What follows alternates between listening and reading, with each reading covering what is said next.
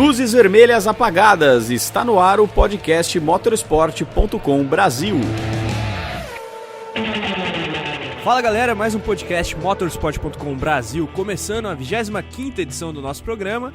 E para abordar esse começo de 2020, eu e Eric Gabriel, eu Carlos Costa, apresentador, Eric Gabriel, nosso comentarista mor do podcast Motorsport.com Brasil, estamos aqui mais uma vez para abordar as expectativas para esse ano, também falar da etapa da Fórmula E em Santiago neste fim de semana e todos os destaques e expectativas mais relevantes do esporte a motor aqui no Brasil e no mundo para este ano que começa agora.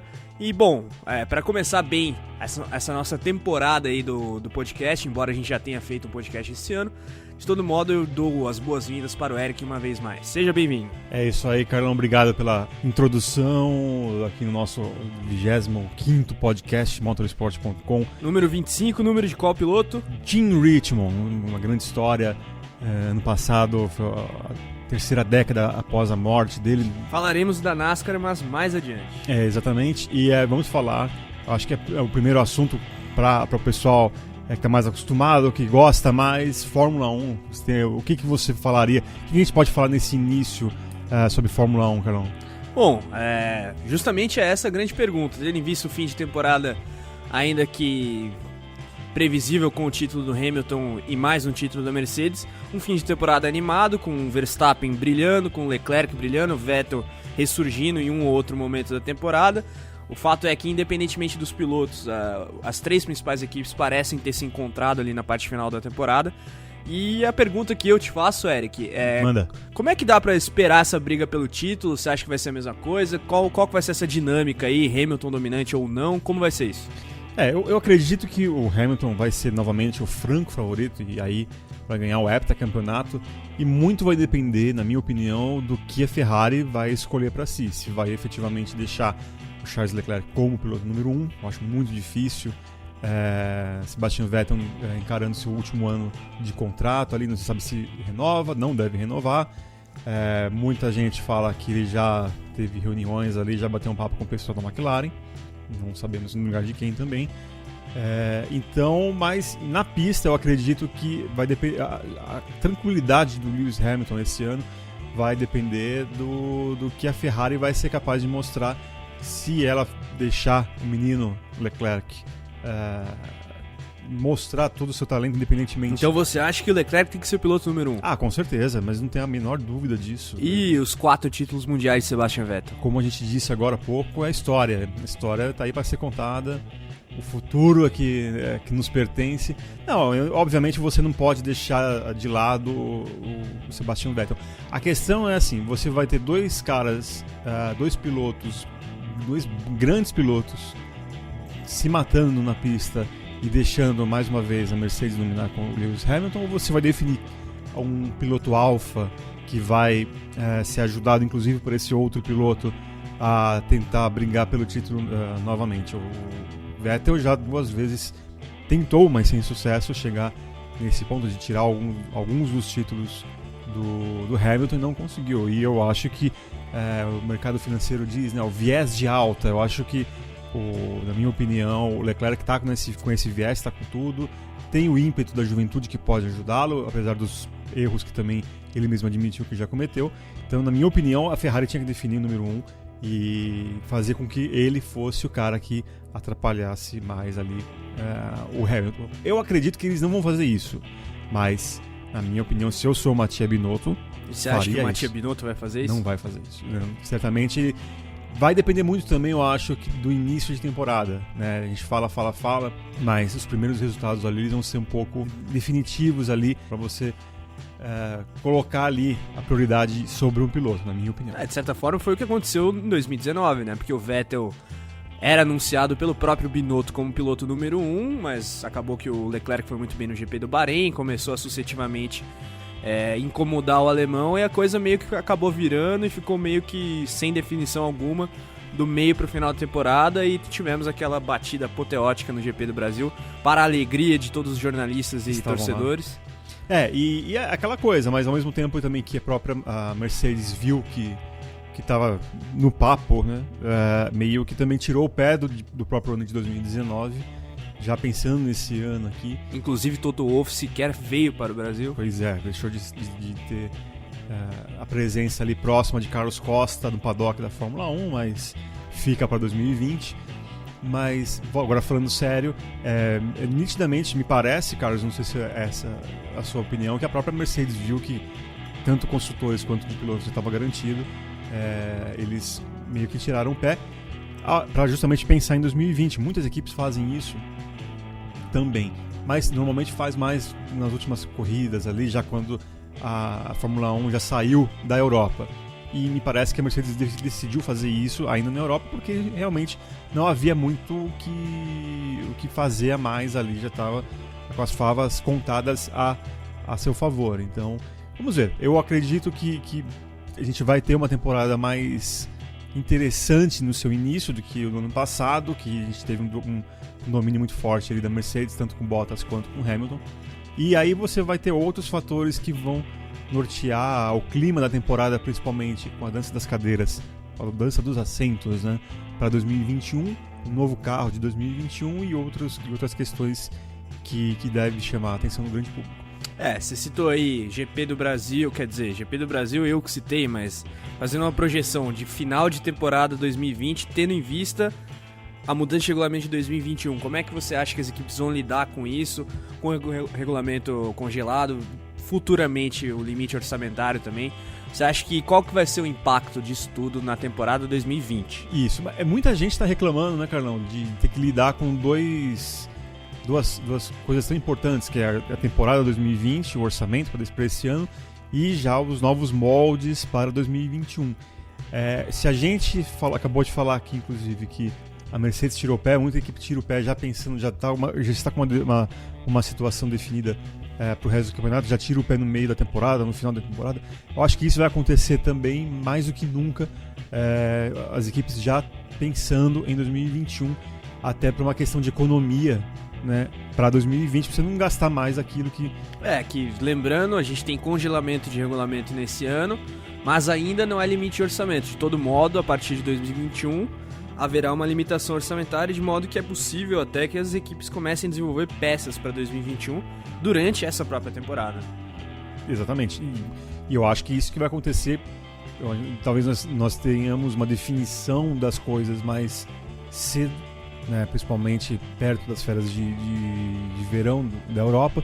E aí quando voltar umas coisas mais definidas e muita gente falando sobre o carro de 2021. E também, como eu citei agora há pouco, quais pilotos mudarão de equipe, já que vários deles têm seus contratos terminando agora.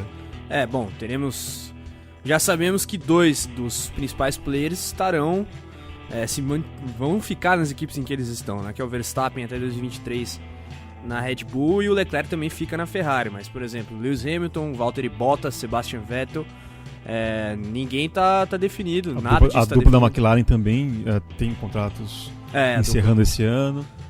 Até por isso a especulação com o Vettel aí. Mas, o fantasma do Alonso também, que não. Fantasma de Fernando Alonso, 2021, novo regulamento, né? Um belíssimo fantasma, diga-se de passagem, porque cria mais tensão no paddock, especialmente para Carlos Sainz e Lando Norris. De toda forma, a gente citou aí Bottas e Verstappen. Falamos tanto de Ferrari, Leclerc, Vettel, Lewis Hamilton. E Bottas e Verstappen, onde que aparecem nessa caça aí ao título da Fórmula 1? Vai depender também de qual Valtteri Bottas teremos. Se é o de 2019, que fez uma sombra ali no início, ou se vai ser o do ano anterior, que ele foi acometido ali por um terrível azar ali, no mínimo, e fez uma campanha muito ruim em 2018. E aí, dependendo disso, quem souber aproveitar essa oportunidade de segundo piloto ali, ou alguém da Ferrari ou Max Verstappen pode se dar bem, mas eu acho que depende mais dele mesmo.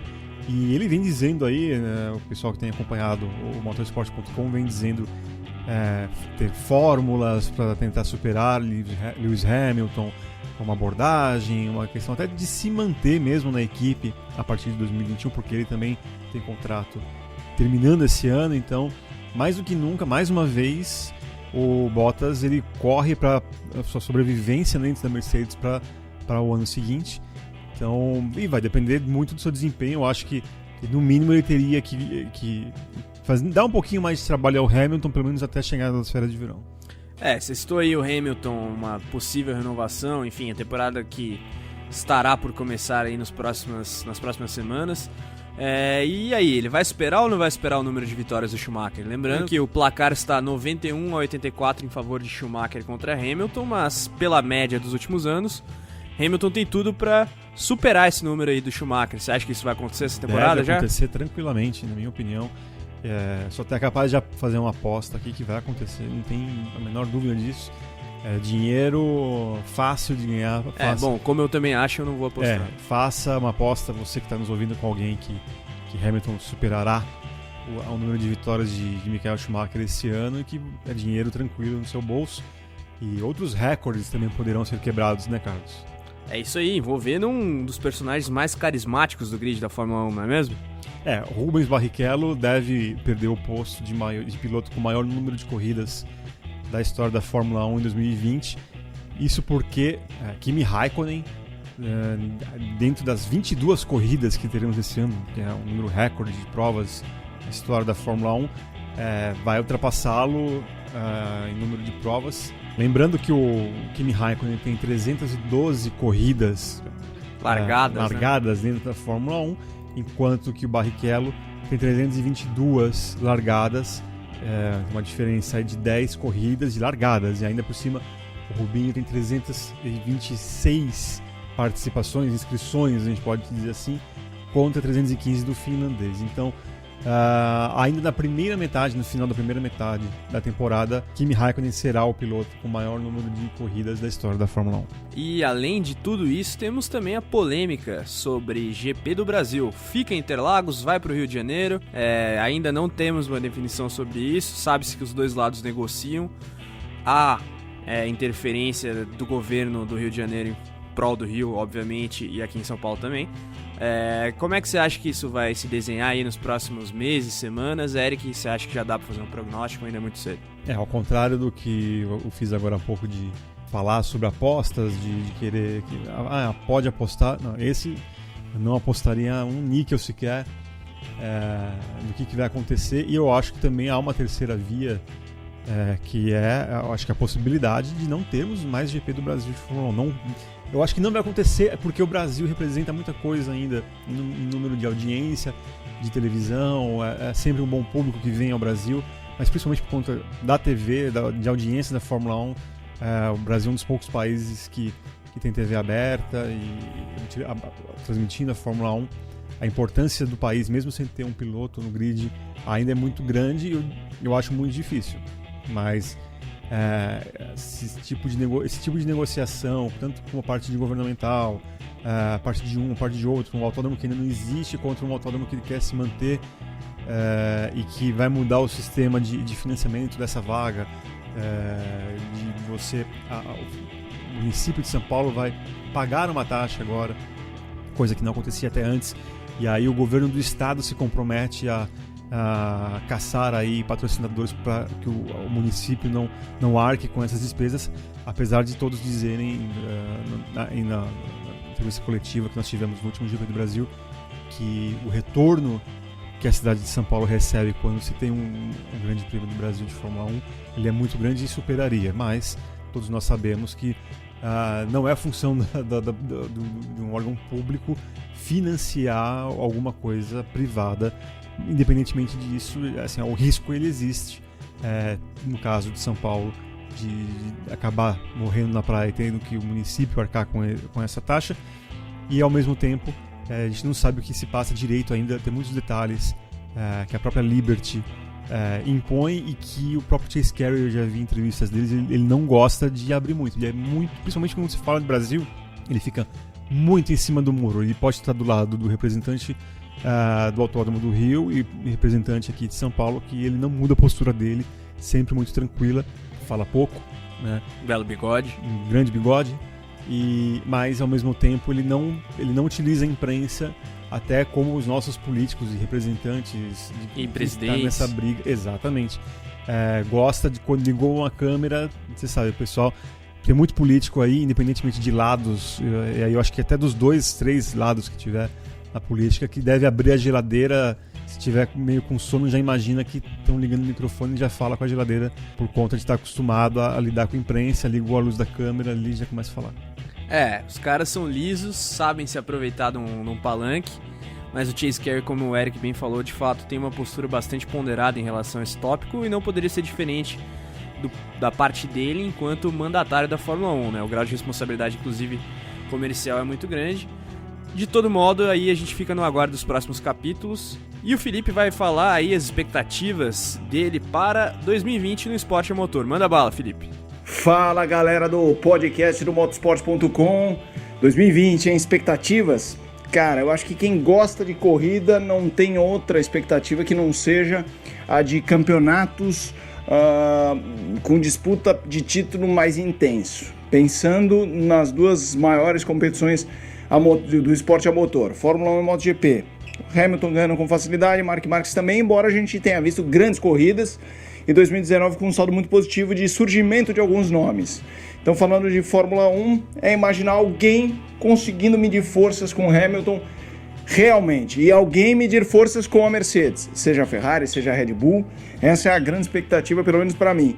E na MotoGP, alguém que incomode um tiquinho ali o Marques. Eu acho que vai ser muito legal ver os irmãos Marques dividindo o mesmo teto, ver de fato que o Quartararo vai se transformar ano a ano na categoria. Então, e o que será o Valentino Rossi nesse ano, nesses momentos finais da carreira dele? Será que teremos algum canto do cisne para Valentino Rossi? Essas são as maiores expectativas que eu tenho. Falando de Fórmula 1, uma categoria que eu acompanho muito de perto, gosto bastante. Essa sim teve grandes disputas em todas as temporadas. Espero que seja assim também até a grande decisão, que nesta temporada será em Londres. Valeu, galera! É isso aí, valeu, Felipe. Vocês ouviram a opinião do nosso digníssimo editor-chefe. E agora a gente segue o tópico MotoGP, duas rodas, mudando das 4 para as 2 rodas de agora em diante, para falar da hegemonia de Marc Marques, o ex-campeão da MotoGP, multicampeão da categoria rainha da motovelocidade mundial. Depois aí de mais um ano de domínio extremo, ficou em primeiro ou em segundo em todas as corridas, exceto o GP dos Estados Unidos, que foi onde ele caiu. Curiosamente, a corrida que ele é mais dominante. De todo modo, o Marques foi um absurdo em 2019. E agora, tendo o seu irmão Alex Marques como companheiro de equipe em 2020, será que ele vai ter uma vida ainda mais fácil, Eric? Não acredito. Tudo bem, como um não companheiro... que o Lorenzo tenha causado dificuldades. Também, mas a primeira coisa que eu pensei agora na sua pergunta foi essa. Assim, mas o Lorenzo não fez nem cócegas, né? Nesse período de Honda. Ele talvez, eu sou até capaz de apostar, não tanto quanto eu apostei em outras coisas da Fórmula 1 agora há pouco, mas no sentido de que ele talvez domine a MotoGP esse ano, mas também não com tanta facilidade como foi em 2019. Acho que nem ele mesmo imagina isso. Ele sabe que a temporada passada foi um ponto fora da curva total ali e vai ter não mais. Teve ninguém, não teve Lorenzo nem de perto. O Dovizioso acabou ficando para trás também. O Rossi numa temporada muito ruim, que a gente vai comentar também. Viñales também não rendeu. O Alex Rins ainda muito novo também. Você acha que algum desses nomes pode surgir aí como um potencial inimigo do Marques na busca pelo hepta? Eu creio que quem pode subir esse ano um degrauzinho, mas talvez não necessariamente para título, mas talvez para vice-campeonato, seja o Maverick Viñales, até como uma forma de resposta da própria Yamaha, para não ficar feio perdendo ali todos os holofotes em cima do Quartararo numa equipe satélite. Justamente isso. O melhor piloto da Yamaha foi o piloto de uma... Assim, o que mais apareceu foi o piloto da equipe satélite. E apesar novato Fábio Quartararo. E apesar de não ter vencido, né? Ele conseguiu fazer grandes classificações, mas teve bons momentos ali, principalmente brigando pela sua vitória, que acabou não vindo. Mas eu não sei se ele vai conseguir manter esse ritmo, porque eu acho que a própria Yamaha vai querer dar uma resposta, vai tentar tirar essa diferença para a Honda, e talvez, na minha opinião, o Maverick Viñales seja o candidato a vice esse ano, dando um pouco mais de briga ao campeonato, não só do que aconteceu. E André Dovizioso e a Ducati? Tá aí uma boa pergunta, Carlão. Eu não sei se... Ele perdeu o fôlego ano passado. Perdeu bastante. Agora, terceiro vice-campeonato ali, eu acho que ali já não ajuda muito no psicológico do piloto, ou talvez até mesmo o quanto isso que interfere na própria equipe em relação a ritmo. Né? Vai ser interessante observar os testes que começam em fevereiro, antes do início da temporada. Então, a partir disso, a gente vai conseguir ter uma noção para ver quem que já efetivamente vai dar trabalho. Na minha opinião, Marques vai em busca desse sétimo até para continuar quebrando as suas marcas, os recordes possíveis, mas não vai ter uma vida tão fácil como teve em 2019. Ele que busca igualar o número de títulos do doutor Valentino Rossi, que teve uma temporada decepcionante em 2019 e vai ter um desafio grande em 2020, até pelo Quartararo, pelo próprio Viñales e pela situação da Yamaha em si. Como é que você projeta esse 2020 pro Rossi? Olha, ainda a gente tem uma dúvida, né, se esse será o último ano dele como piloto. Ele que admitiu a possibilidade, por exemplo, de correr pela Yamaha Satélite a partir de 2021, ou seja, é uma sinalização que outrora ele jamais faria. Eu acho que mais talvez pelo amor ao esporte, e também ele não vai querer também. Tudo bem, ele vai sair de uma equipe oficial para uma equipe satélite, provavelmente as bases, ele vai querer tentar trazer ao máximo do que ele tem hoje na oficial para a equipe satélite, mas é uma indicação, uma admissão de que finalmente a carreira dele tá chegando ao fim. O finalmente não é em detrimento a ele, pelo amor de Deus, a gente está diante de uma lenda do esporte. É a idade, né? 40 anos. A idade já chega para todo mundo, inclusive até para jornalistas, né, se a gente for falar isso. Então, mas na minha opinião ele teria que, pelo menos, eu acho que seria importante, pelo menos uma última vitória de Valentino Rossi, né, na MotoGP seria fantástico. Quem sabe em Mugello. Seria o sonho. Apoteótico, mas eu acho que ele merece pelo menos mais uma vez ali, até porque ele saberia que seria a última vez. Isso se ele não... Yamaha não vier com tudo e realmente tiver ritmo de vitórias e afins, coisa que não dá demonstrações do que vai acontecer. Então, pelo menos uma vez ali, o Valentino Rossi subindo no lugar mais alto do pódio seria maravilhoso para o esporte, não só para ele mesmo. Bom, e agora voltando para as 4 rodas, teremos também o automobilismo norte-americano em plena forma. NASCAR? Não, ainda não. Ainda não, mas em breve. Antes, a maior categoria do automobilismo norte-americano, que é a IndyCar, que foi comprada pelo Roger Penske, que também comprou... Em matéria de, por favor, a correção para os nossos ouvintes, a maior categoria de monopostos dos Estados Unidos é a IndyCar. Bom, isso é uma questão de opinião, mas enfim...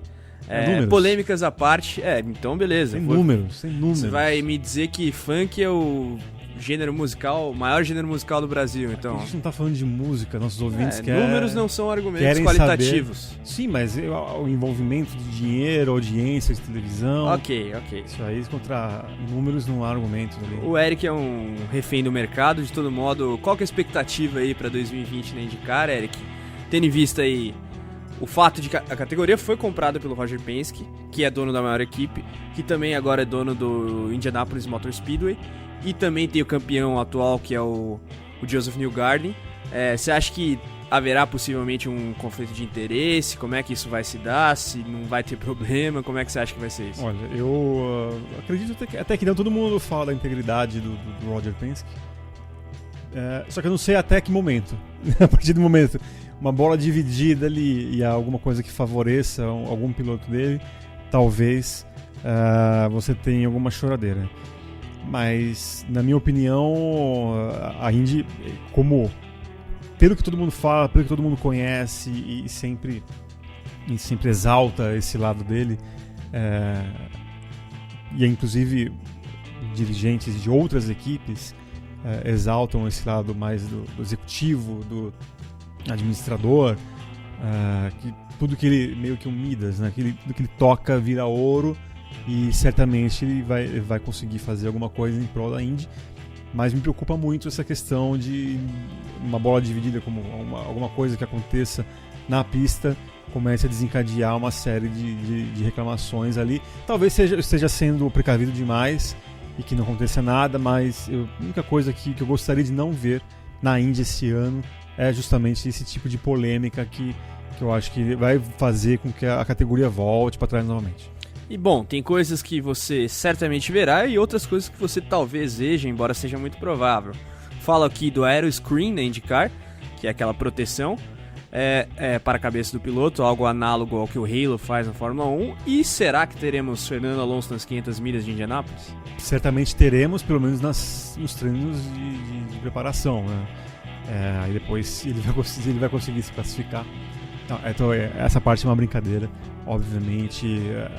Nós publicamos esse fim de semana agora uma entrevista com o Zac Brown da McLaren, chamando para si os erros do último ano, de 2019, colocando como sua própria responsabilidade alguns erros até meio que primários ali, que acabou resultando na ausência de Alonso nas 500 milhas de Indianápolis do ano passado.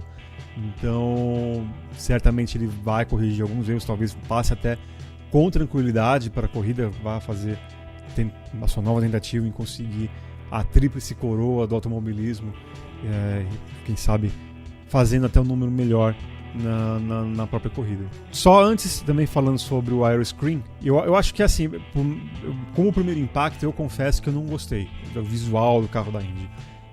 Mas eu acho que assim como o Halo, muita gente vai acabar se acostumando hoje, até vendo alguns vídeos antigos da Fórmula 1 sem o Halo, me parece que falta alguma coisa.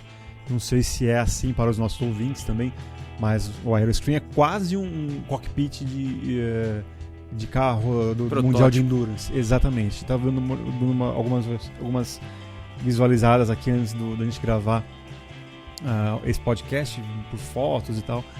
Tá bem estranho, mas eu acho que é uma sensação que, sei lá, na segunda ou terceira corrida já vai ser diluída, já, com certeza. E bom, ainda nos Estados Unidos, mas agora para a queridinha de Eric Gabriel, a NASCAR, que diz eles é a principal categoria do automobilismo norte-americano, veja bem. Teremos aí algumas marcas em 2020, por exemplo, o último ano de Jimmie Johnson, heptacampeão da categoria, uma lenda da NASCAR. Qual que é a expectativa aí para esse ano de despedida? Vai ser um sentimento estranho do torcedor, principalmente. Mais ou menos o que aconteceu já com outros grandes pilotos que se aposentaram na NASCAR. É uma coisa que eu acho que devia acontecer, por exemplo, se o Valentino Rossi decidisse encerrar a carreira esse ano. Anunciar o quanto antes, porque você com grandes nomes anunciando a aposentadoria, você tem a oportunidade de ir à pista para falar, vou à pista para ver o Valentino, ou vou à pista para assistir Jimmie Johnson pela última vez. Eu acho que é muito válido. A NASCAR, além desse detalhe do Jimmie Johnson, não tão detalhe assim, se aposentando em 2020, ela começa no dia 16 de fevereiro, uma das primeiras categorias que tem período, um ano, assim também como se fosse um ano letivo, uns que começa mais cedo, então dia 16 de fevereiro, as 500 milhas de Daytona, com algumas estreias, né? Você tem alguns pilotos ali que fizeram sucesso, fizeram um bom número ali ano passado na Xfinity Series, né? Tyler Reddick, atual bicampeão da Xfinity Series, fazendo a sua estreia na categoria principal, no carro número 8 da equipe Richard Childress, que é uma das mais tradicionais. Richard Childress é a equipe que só teve ali há alguns anos Dale Earnhardt correndo. Você também vai ter Christopher Bell, que... Não, por favor, Bell, sino... Essa imitação de sino não foi muito boa, parecia mais um telefone antigo. Que vai estar numa espécie de Joe Gibbs B, uma equipe satélite ali talvez, que é a Levine Family Racing, mas fazendo parte do programa Toyota. E também vamos ter Cole Custer, que sai do carro 00, que ele tinha até ano passado na Xfinity Series, e entra no 41, que até o ano passado foi do mexicano Daniel Suárez. Mexicano Daniel Suárez, pelo menos nesse momento, a gente está gravando esse programa no dia 13 de janeiro, segunda-feira, não tem a sua vida ainda resolvida na NASCAR. rumores dão conta de que ele poderá continuar na Cup, na principal categoria da NASCAR, mas por uma equipe menor, a Gaunt Racing, que é do carro 96, que teria uma parceria com a Richard Childress, saindo dos motores Toyota para motores Chevrolet. E, inclusive com a anuência das equipes rivais, das fabricantes rivais Toyota e também Ford, então poderemos ter uma reação aí da Chevrolet, que nos últimos anos, desde que adotou o modelo Camaro, vem com muitas dificuldades, e aí viu também tanto a Toyota quanto a Ford crescerem bastante. Já são 3 anos sem um carro Chevrolet fazendo parte da final da NASCAR, então antes mesmo deles não terem a terceira vez consecutiva um carro na final, eles já haviam definido essa mudança para 2020. E eu falei NASCAR Cup, Carlão, mas não estou querendo fazer nenhum tipo de... não quero esconder nenhuma marca. A NASCAR, a partir desse ano de 2020, não tem mais uma empresa de naming rights batizando o seu principal campeonato. Então, agora NASCAR Cup Series, a Monster, que é a companhia de bebidas energéticas, vira uma patrocinadora comum. É um novo modelo de plano de marketing que a categoria adotou esse ano, não colocando mais naming rights, mas ali elegendo algumas empresas, e isso também ajuda, por exemplo, a volta, por exemplo, de uma Red Bull. Se a Red Bull quiser voltar a ter um carro da NASCAR, pode. Com a Monster, até o modelo do ano passado não podia, e havia uma série de outras restrições em marcas oficiais em relação a concorrentes fazendo parte da NASCAR ou não. Então, para a galera entender, hoje a NASCAR Cup Series é a principal. Nas outras duas e as outras anteriores também permanecem o mesmo modelo de naming rights. Então a Xfinity Series permanece na segunda divisão, e a Xfinity é uma empresa. A Gander Outdoors, que é uma outra empresa, a empresa de Marcos Limones, do sócio, quem assiste o History Channel sabe do que eu estou falando, patrocina a Truck Series, e a Arca, que hoje tem a quarta divisão, que já está sendo dividida. Tem ali a Menards, que é uma empresa que faz parte, inclusive, da família do agora ex-piloto da NASCAR, Paul Menard. E Kyle Busch, será tricampeão na NASCAR ou não? Não sabemos, mas tem tudo para ser, pelo menos novamente chegar à final, Carlão. E vai ser interessante observar uma coisa.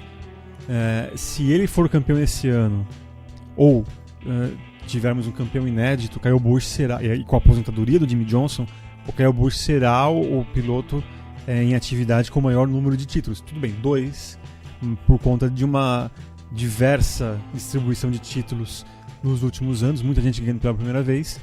Então, atualmente temos Jimmie Johnson com 7 títulos e Kyle Busch com 2, e uma série de pilotos com 1 título. Então, vai ser interessante observar se ele vai ser o principal nome da atualidade da NASCAR, se conquistar o 3º título, ou se mantiver como o único multicampeão da NASCAR Cup. Bom, falamos tanto de Toyota e Chevrolet na NASCAR, só que teremos essa dicotomia aqui também no Brasil. Ainda não veio a Ford para Stock Car, mas quem sabe no futuro fica aí a nota para o meu xará Carlos Coll, CEO da Stock Car. De todo modo, brincadeiras à parte, muita expectativa para a temporada 2020 da Stock Car com a nova montadora, que é a Toyota.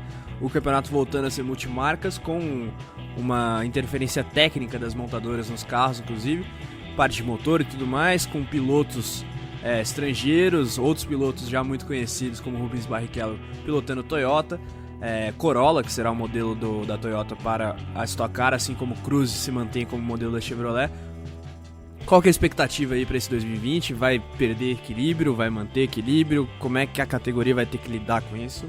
Porque a competitividade de fato é o maior ativo da Stock Car, e isso pode estar sendo colocado em risco. Não, com certeza, e tanto do lado da própria Stock quanto da própria Toyota, eles admitem a utilização de lastro de performance a cada corrida. Nós já tivemos aqui, inclusive, pilotos da Stock Car também falando aqui no nosso podcast, falando sobre isso. Então, justamente para não se perder essa essência de que a Stock é uma categoria competitiva. Mas eu acredito, assim, que eu já cheguei a comentar aqui, eu acho que muita gente também vai chorar bastante no início, porque seu carro está melhor, e porque os Toyotas estão piores ou melhores e vice-versa. Então, e é por isso também que até a Stock Car ela quis que as equipes que pegassem os carros Toyota fossem aquelas com 4 carros, que aí daria para dividir o programa dentro da própria equipe e não ter nenhum tipo de início de teoria conspiratória e essas coisas que não ajudam o esporte a crescer. Mas o grid ainda para esse ano ainda está se formando, nós temos nomes ainda que não tem ainda uma definição, né? Carlão, vamos ver se me ajuda a memória aqui. Júlio Campos, Valdeno Brito... Júlio Campos que disputou o título da última temporada. Exatamente. Valdeno Brito campeão da primeira corrida do milhão. Max Wilson. Dispensa comentários. Também César Ramos, Guga Lima e Felipe Lapena, também ainda dentre aqueles que estavam mais fixamente na categoria, ainda não tem um futuro 100% definido. Além dos pilotos de fora, né? Exatamente. Como o JP de Oliveira, que esteve aqui no nosso podcast na última semana. Exatamente. Você tem esse fator, JP de Oliveira, que está negociando com uma das equipes. Então, certamente, olha, Carlos, esses nomes que a gente colocou aqui, Julinho, Valdeno, Max Wilson, César Ramos, Guga Lima e Felipe Lapena, algum vai rodar.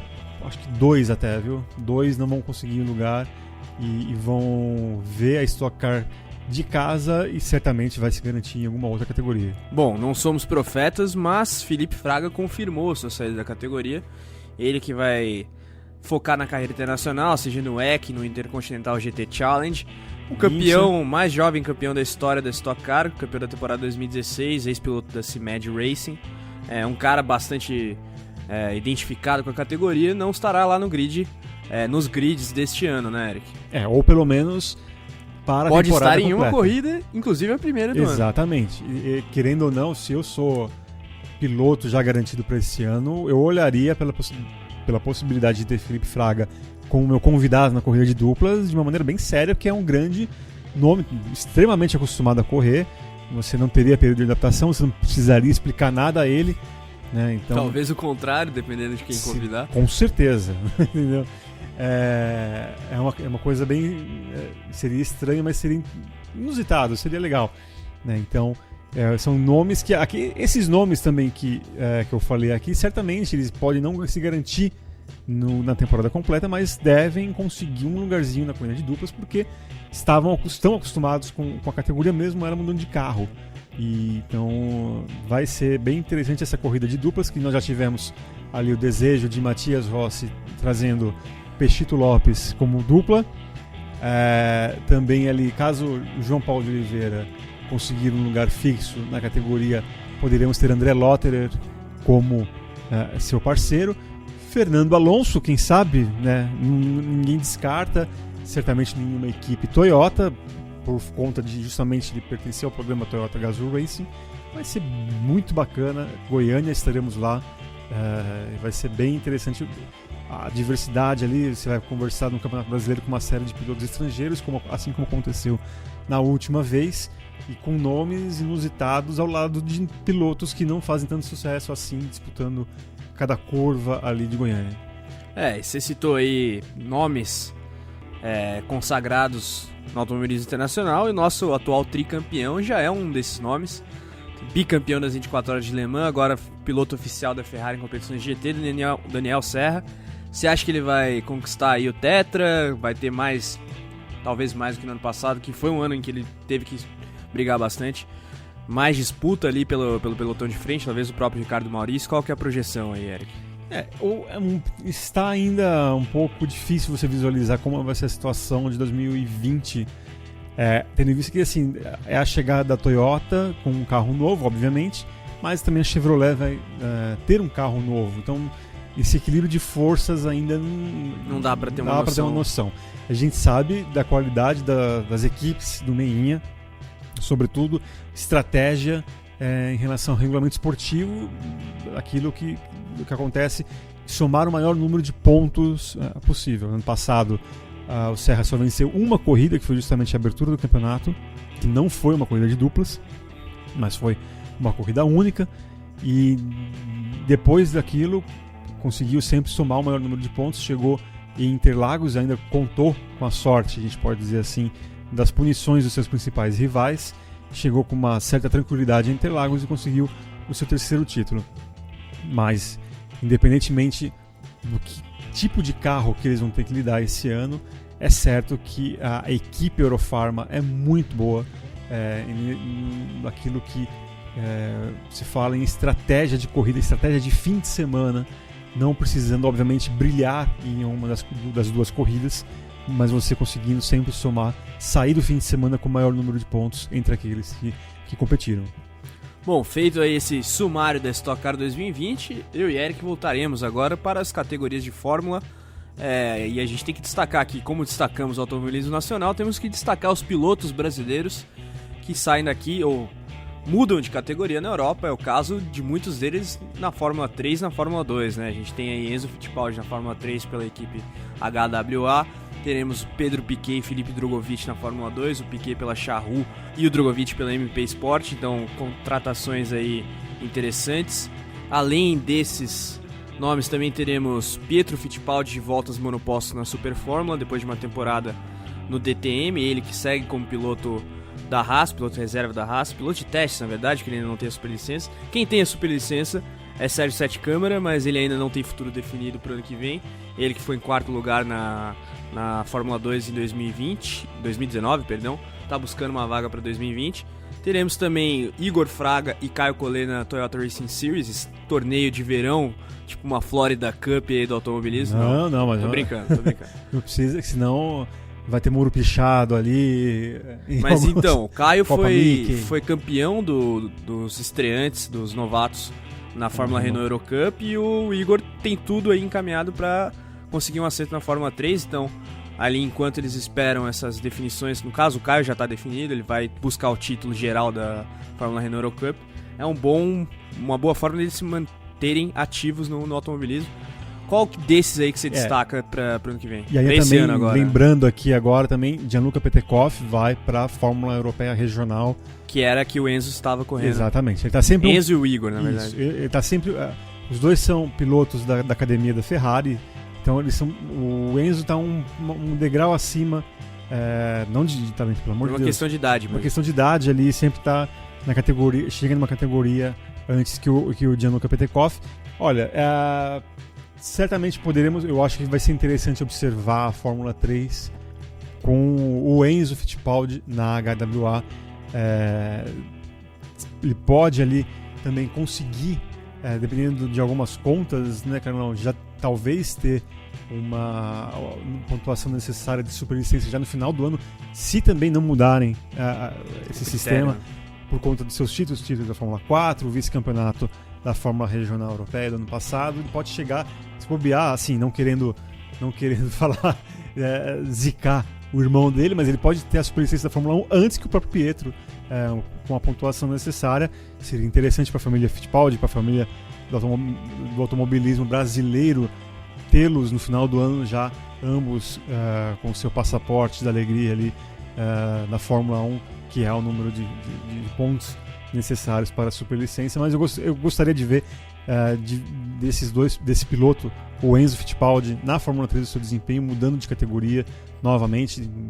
Ficou apenas um ano na regional e foi vice-campeão, então vai ser interessante já acompanhando mesmo o calendário da Fórmula 1, que é a Fórmula 3, e vendo como eles já conseguem ganhar corridas, e também a Fórmula 2, que me parece também bem interessante ali, e pode ficar mais ainda interessante se caso o Sérgio Sete Câmara consiga uma vaga ali, e aí se junte ao Felipe Drogovic e também ao Pedro Piquet nessa temporada.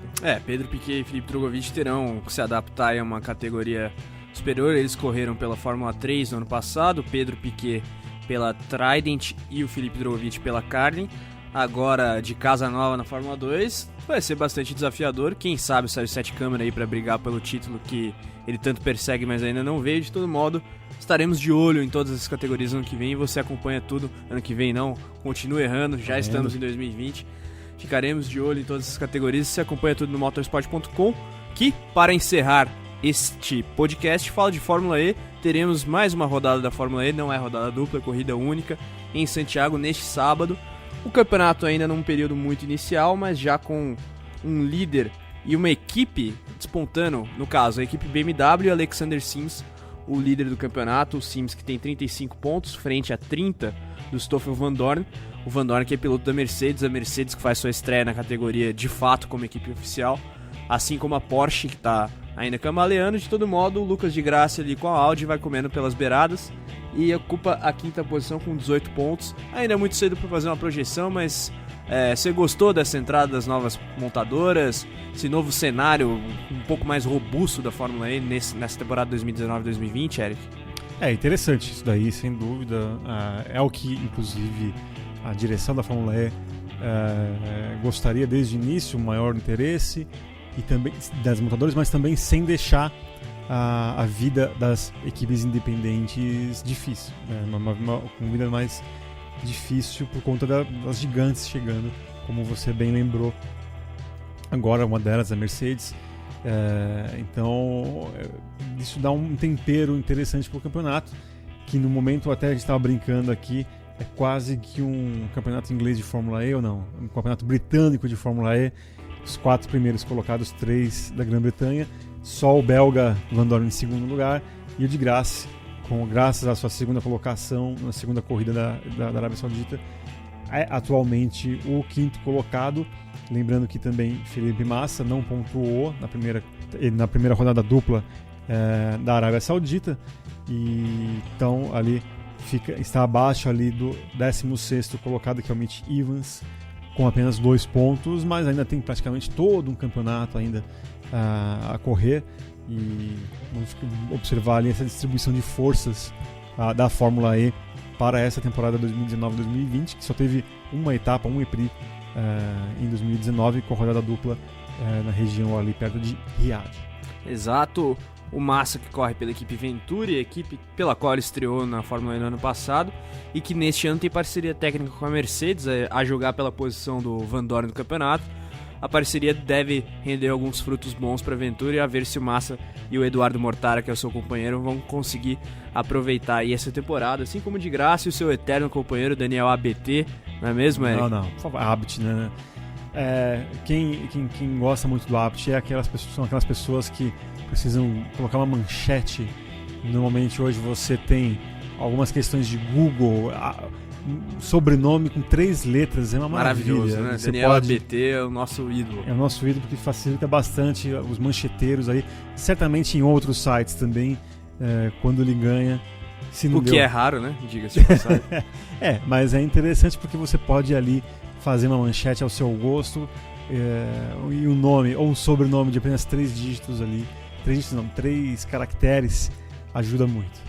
O Daniel Abt, a família ABT, tem apenas 2 vitórias, então é um cara que ganha com uma certa pouca frequência, por assim dizer. De todo modo, é um companheiro bastante útil para o Lucas de Grassi, por assim dizer. Tem evoluído bastante, né? Se você observar bem do que ele era no início da sua participação na Fórmula E para o que ele é hoje, mostra que piloto também evolui, assim como outras coisas na vida. E bom, assim como pilotos e outras coisas evoluem, a gente evolui agora para o encerramento dessa nossa 25ª edição do podcast Motorsport.com Brasil. Agradeço a você, ouvinte, por nos ter acompanhado até aqui, e agradeço ao Eric Gabriel pela participação, mais uma vez, muito sábia, serena e pontual. Não precisa elogiar tanto assim, Carlão, mas obrigado mais uma vez, e nos veremos na próxima semana com mais uma edição do podcast Motorsport.com. Até o próximo podcast. Você pode acompanhar todos os conteúdos do Motorsport.com Brasil nas redes sociais. Facebook, é só pesquisar Motorsport.com Brasil, assim como no canal no YouTube. No Instagram é motorsport.com.brasil e o Twitter @motorsport_br. Segue lá, confira os nossos conteúdos, curta, compartilhe, comente, que a gente se vê na semana que vem. Tchau, tchau.